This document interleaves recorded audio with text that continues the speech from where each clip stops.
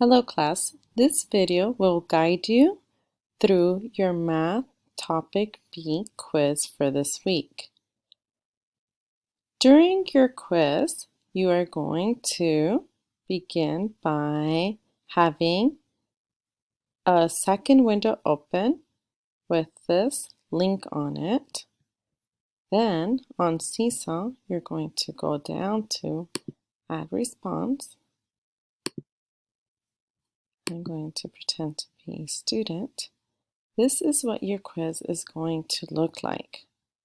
What you're going to do is you're going to use the drag feature, and you're also going to use the microphone to record yourself answering the questions.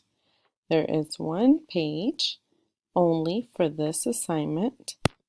When you have completed answering all the questions, you're going to click on the green circle with the check on it in order to turn the assignment into your teacher. Please try to complete this quiz without the help of your family members. So, family members can help you only by showing you what tools you need to use and also helping you open the link that is on the first page of the instructions. And when you have completed, it can guide you and ask you to turn in the assignment by clicking the circle with the check. You also have a feature, which is the draft button. You can click on the draft button if you need to take a break and complete the assignment at a later time. So if you click draft, it will save it for you, and whenever you are ready to complete the assignment, whenever you are ready to come back to the assignment and complete it, it will be saved for you. All right, boys and girls. Also remember that as you are taking the quiz, if you need to pause the instructions, you may go ahead and pause the instructions to complete the questions as you go. Here we go. Question number 1. Remember that we are using the drag feature to move our items. Question number 1 says, please sort the picture into what can go into the backpack and the toy box. Using your drag feature, you're going to sort the pictures that go into the backpack and the toy box. Go ahead and do that for me now. Remember, if you need to pause the video, you may go ahead and do so.